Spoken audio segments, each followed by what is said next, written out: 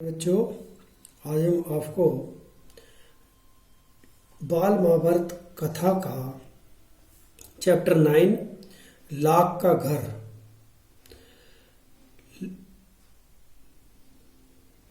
भीमसेन का शरीर बल और अर्जुन का युद्ध कुशलता देखकर दुर्योधन की जलन दिन पर दिन बढ़ती ही गई।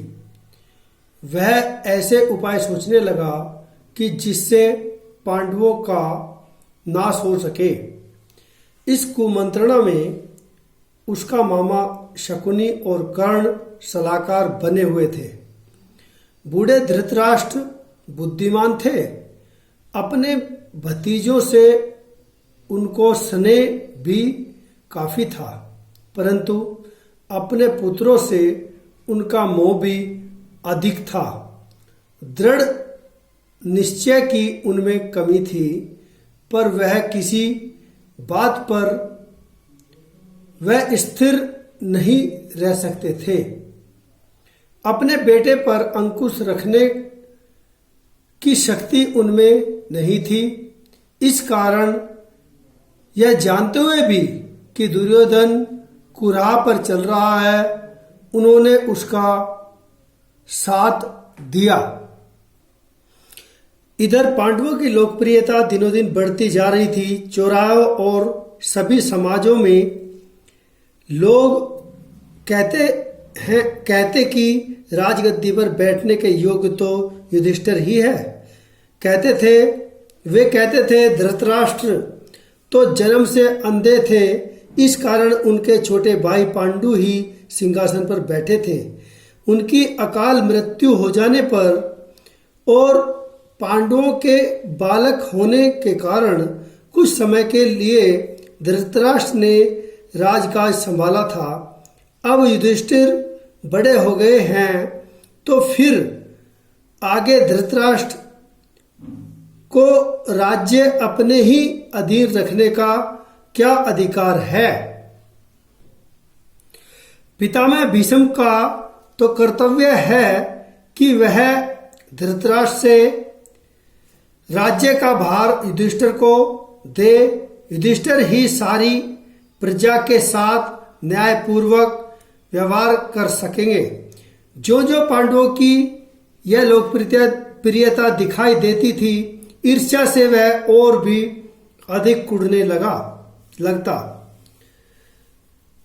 एक दिन धृतराष्ट्र को अकेले में पाकर दुर्योधन बोला, पिताजी, पूर्ववासी तरह तरह की बातें करते हैं। जन्म से दिखाई न देने के कारण आप बड़े होते हुए भी राज्य से वंचित ही रह गए। राज्य सत्ता आपके छोटे भाई के हाथ में चली गई।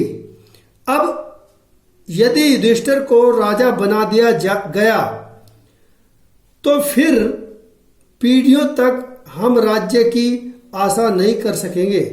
पिताजी, हमसे तो यह अपमान सहा न जाएगा। यह सुनकर राजा धृतराष्ट्र सोच में पड़ गए। बोले, बेटा, तुम्हारा कहना ठीक है, लेकिन युधिष्ठिर के विरुद्ध कुछ करना भी तो कठिन है। युधिष्ठिर धर्मानुसार चलता है, सबसे समान स्नेह करता है, अपने पिता के समान ही गुणवान है। इस कारण प्रजाजन भी उसे बहुत चाहते हैं। यह सुनकर दुर्योधन बोला, पिताजी, आपको कुछ नहीं करना है। सिर्फ पांडवों को किसी न किसी बहाने वाणाव्रत के मेले में भेज दीजिए।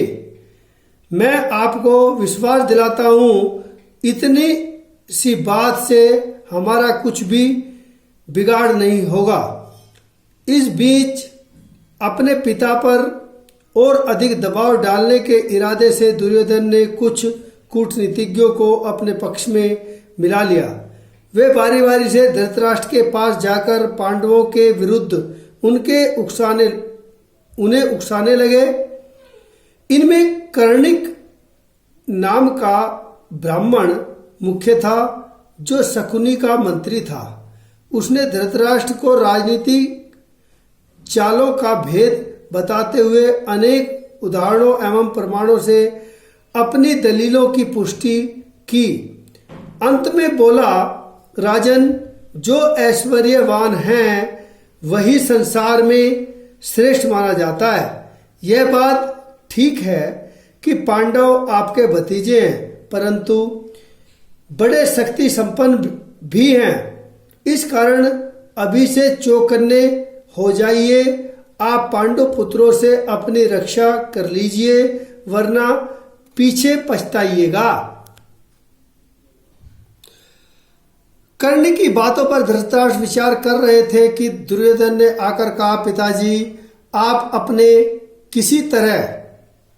अगर किसी तरह पांडवों को समझाकर वर्णावत भेज दे तो नगर और राज्य पर हमारा शासन पक्का हो जाएगा। फिर पांडव बड़ी खुशी से लौट सकते हैं और हमें उनसे कोई खतरा नहीं रहेगा। दुर्योधन और उसके साथी धृतराष्ट्र को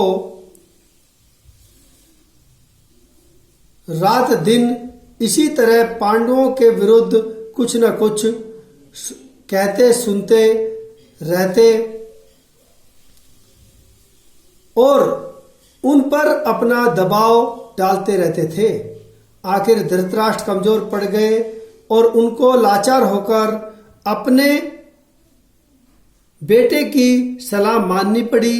दुर्योधन के पृष्ठ पोषकों ने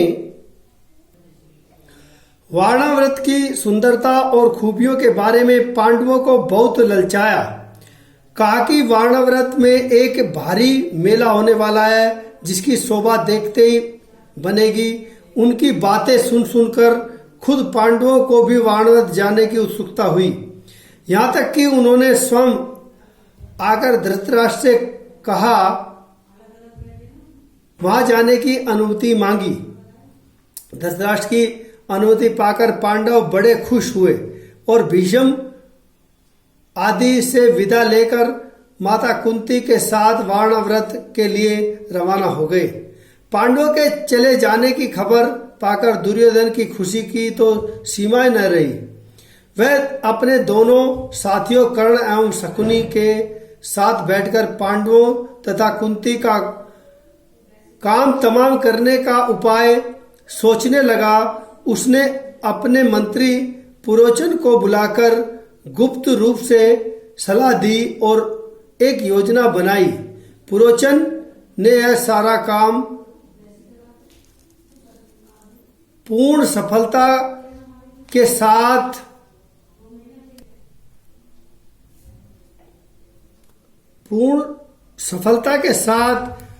पूरा करने का वचन दिया और तुरंत वाणाव्रत के लिए रवाना हो गया।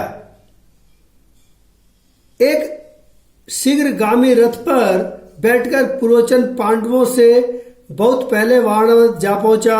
वहां जाकर उसने पांडवों के ठहरने के लिए सन, घी, मोम, तेल, लाख, चर्बी आदि जल्दी आग पकड़ने वाली चीजों को मिट्टी में मिलाकर एक सुंदर भवन बनवाया।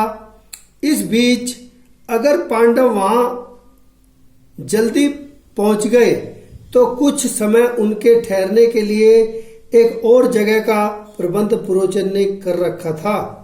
दुर्योधन की योजना यह थी कि कुछ दिनों तक पांडवों को लाख के भवन में आराम से रहने दिया जाए और जब वे पूर्ण रूप से निशंक हो जाएं, तब रात में भवन में आग लगा दी जाए जिसमें पांडव तो जलकर भस्म हो जाएं और कौरवों पर कोई भी दोष न लगा सके। आज के लिए इतना ही। Thank you. Have a nice day.